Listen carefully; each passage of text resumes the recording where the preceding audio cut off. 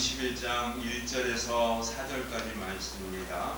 신약성경 누가복음 11장 1절에서 4절, 신약 111쪽에 있습니다. 우리 찾으셨으면 같이 합독하겠습니다. 시작. 예수께서 한 곳에서 기도하시고 마치심에 제자 중 하나가 여짜오되 주여, 요한이 자기 제자들에게 기도를 가르친 것 같이 우리에게도 가르쳐 주옵소서. 예수께서 이르시되 너희는 기도할 때 이렇게 하라. 아버지여, 이름이 거룩히 여김을 받으시오며 나라가 임하옵시며 우리가 날마다 일용할 양식을 주시옵고 우리가 우리에게 죄 지은 모든 사람을 용서하오니 우리 죄도 사하여 주시옵고 우리를 시험에 들게 하지 마시옵소서 하라. 아멘. 오늘은 9월달 우리 제목이요, 회개라고 하는 공동체 구매, 그 고백 속에서 드려진 말씀 누가복음 11장 4절의 말씀입니다. 우리가 우리에게 죄 지은 모든 사람을 용서하오니 우리 죄도 사하여 주시옵고 우리를 시험에 들게 하지 마시옵소서 하라 하는 말씀이 이제 달력에 딱 새겨져 있지요. 사랑하는 성도 여러분, 믿음의 회개라고 하는 제목입니다. 회개라고 하는 것, 여러분, 이 회개는요, 사실 우리가 삶을 이렇게 살아가다 보면 우리의 삶을 뉘우치고 또 다시 한번 되돌리는, 그래서 그 되돌림을 통해서 우리의 믿음을 다잡는 시간이기도 합니다. 사랑하는 성도 여러분, 어떤 경기가 있는데요, 땀을 흘리면서 상대방의 선수들과 운동을 막 하다가 중간에 이렇게 쉬는 시간이 딱 주어져요. 영어로는 그것을 하프타임이다 이렇게 말해요. 전반과 후반으로 나누어져 있는 구기 종목에 설정되는 시간인데 타임 시간이 아니라 하프타임 시간이라고 하는데, 축구나 농구 따위 같은 거에서 전반기 후반기에 절반쯤 되었을 때 원래 하프라는 것이 2분의 1, 절반이라는 뜻이거든요. 그래서 절반쯤에 하프타임을 한번 하는 거예요. 그 하프타임을 통해서 나머지 남아있는 그 시간을 승리로 이끄는 그러한 시간을 갖는 거지요.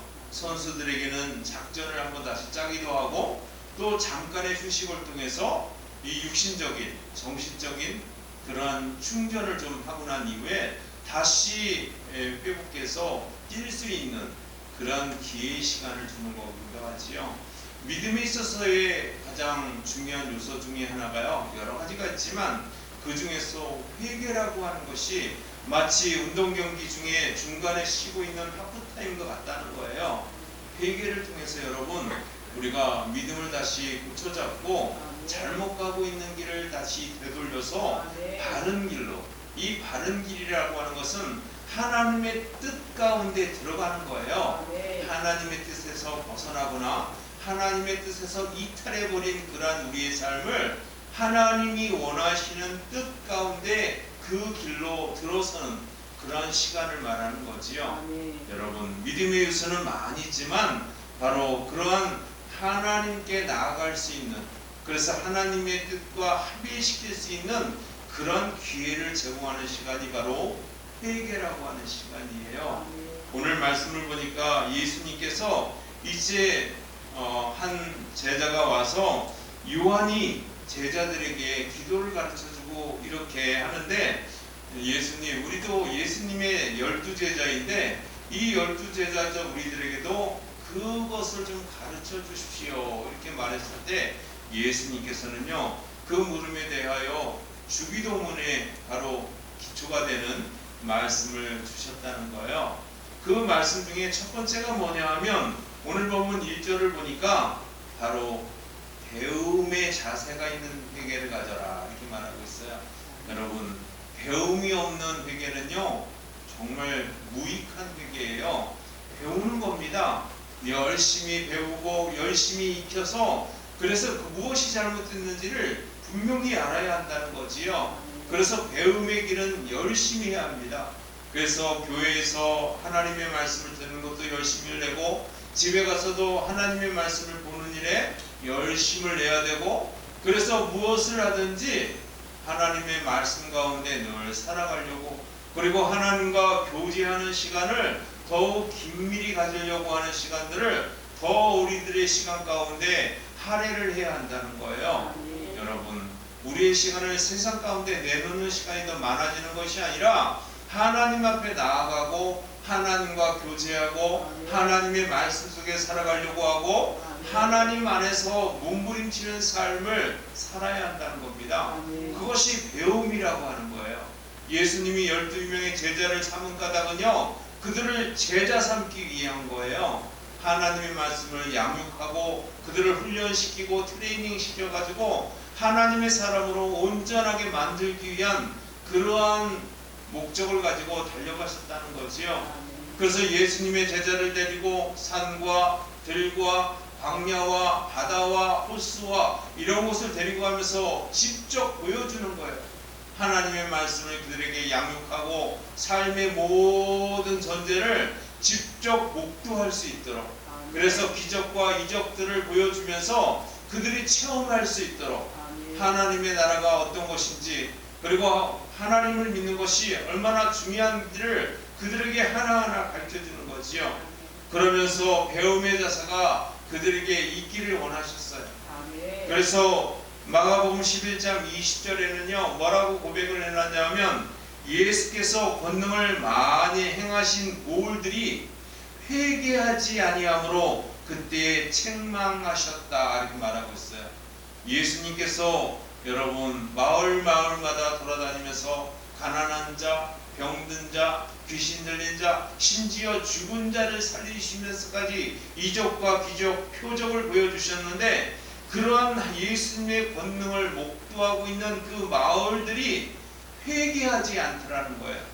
여러분, 회개하지 않는 그러한 사람은요 용서받기가 참으로 어려워요. 회개는요 우리에게 기회를 한번 다시 제공하는 거지요. 돌이킬 수 있는 기회를 통해서 다시 하나님의 나라를 받아들이게 되어지고 하나님의 백성이 되어질 수 있는 기회를 주는 겁니다. 그런데 그들이 회개하지 아니함으로 그때 책망하셨다, 이렇게 말하고 있어요. 그리고 누가복음 5장 32절에는요 예수님이 이렇게 표현합니다. 내가 의인을 부르러 온 것이 아니요 죄인을 불러 회개시키러 왔노라, 이렇게 말하고 있어요. 예수님이 이 땅에 오신 까닭은요 의인들이 많은 가운데 임하시려고 하는 것이 아니라 죄인들을 불러서 회개시키고 그들을 다시 한번 하나님의 나라에 들어갈 수 있는 자격 요건을 주겠다는 거예요. 그래서 그것 때문에 오셨다는 거예요. 죄인 때문에. 목적을 분명하게 밝히고 있다는 거지요. 여러분, 이와 같이 배움의 자세가 있는 회개를 가지시는 저와 여러분 되기 바랍니다. 두 번째 교훈은요 2절과 3절 말씀 속에 담아져 있는데, 바로 그것은 하나님의 주권을 인정하는 그리고 섬기는 회개여야 한다는 거예요. 그래서 예수님은요 기도할 때 뭐라냐면, 너희는 기도할 때 이렇게 하라, 이렇게 말하고 있어요. 너희는 기도할 때 이렇게 하라. 아버지여, 이름이 거룩히 여김을 받으시오며 나라가 임하옵시며. 다시 말해서 하나님의 나라를 인정하는 것을 먼저 하나님 앞에 아뢰어야 된다는 거예요. 하나님을 인정하지 않는 것은 하나님의 주권과 섭리를 인정하지 않는 것이지요. 이 세상은요 하나님이 운영하시고 하나님의 섭리 가운데 운영되고 있다는 거예요. 벼락이 치고 비가 내리고 태풍이 불고 이 모든 것들도 하나님의 주권 안에 다 들어가 있는 거지요. 하나님의 운영 가운데 섭리 가운데 벗어나 있는 것은 하나도 없다는 거예요. 비가 오든 태풍이 오든 지진이 일어나든 다 하나님의 손 안에서 이루어지는 하나님의 통치 가운데 이루어지고 있음을 여러분 인정하는 저와 여러분 되기 바랍니다. 그래서 하나님의 주권을 인정해야 한다는 거예요. 그래서 하나님 앞에 넙죽 엎드려야 한다는 겁니다. 왜냐하면 하나님이 주관하시고 하나님이 주인이시고 이 세상을 창조하신 창조주 하나님이라는 사실을 먼저 인정하고 섬기는 회개를 가져야 한다는 거지요. 그래서 이렇게 예수님은 말씀합니다. 우리가 날마다 일용할 양식을 주옵시고 말하고 있어요. 여러분, 날마다 우리가 먹고 마실 수 있는 이러한 것들을 주시는 그런 하나님, 그 하나님을 섬기는 자세, 이것이 중요하다는 거지요. 그래서 히브리서 기자는요, 히브리서 6장 6절에 이렇게 말합니다. 타락한 자들은 다시 새롭게 하여 회개할 수 없나니 이는 그들이 하나님의 아들을 다시 십자가에 못 박아 드러내놓고 욕되게 함이라, 이렇게 말하고 있어요. 하나님의 아들을 불러다가 회개하지 않고 다시 십자가에 못 박기 때문에 그들은 회개할 수 없다는 거예요. 그렇게 단정하고 계시고, 또 요한계시록 16장 9절의 말씀은요 이렇게 말합니다. 사람들이 크게 태움에 태워진지라, 태움을 받고 있는 거예요. 그랬을 때 이 재앙들을 행하는 권세를 가지신 하나님의 이름을 비방하며 또 회개하지 아니하고 주께 영광을 돌리지 아니하더라. 태움을 받는 사람들, 불살라지는 사람들은요 먼저 하나님의 이름을 비방하는 사람들이고, 또한 하나님께 회개하지 않는 사람들이고, 뿐만 아니라 하나님께 주께 영광을 돌리지 않는 사람들이라는 거예요. 세 가지 특징을 가지고 있다는 거죠. 회개도 아니하고 비방하고 비방을 일삼고 주의 영광을 가로막는 그러한 사람들, 그러한 사람들은 태움을 받을 수밖에 없다라고 말하는 거지요. 사랑하는 성도 여러분, 하나님의 주권을 인정하는 것은 매우 중요합니다. 회개를 할 때 하나님의 주권을 먼저 인정하고 회개에 들어가기 바랍니다. 하나님이 이 세상의 주인이심을 잊지 않는 저와 여러분 되기를 주님의 이름으로 축원합니다. 세 번째 교훈은요, 이제 4절 말씀 속에 담아놨어요. 4절에 뭐라고 말하냐면, 우리가 우리에게 죄 지은 모든 사람을 용서하오니 우리 죄도 사하여 주옵시고 우리를 시험에 들게 하지 마시옵소서 하라, 라고 말합니다. 다시 말해서 죄 사함의 원리를 구하는 회개를 해야 한다는 거예요. 여러분, 죄 사함의 원리, 오직 예수 그리스도의 보혈의 필이 아니고서는, 보혈의 필이 아니고서는 여러분 죄 사함을 받을 수가 없습니다.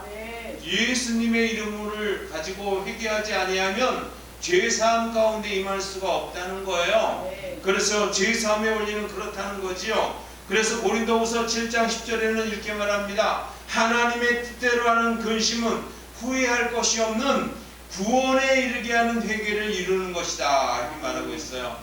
여러분, 하나님 앞에 나아갈 때 하나님의 뜻대로 하는 것이면 후회할 수 없는 구원에 이르게 하는 회개를 이루는 것이요, 세상 근심은 사망을 이루는 것이다, 이렇게 말하고 있어요. 여러분, 구원에 이르는 길은 딱 하나라는 거예요. 뿐만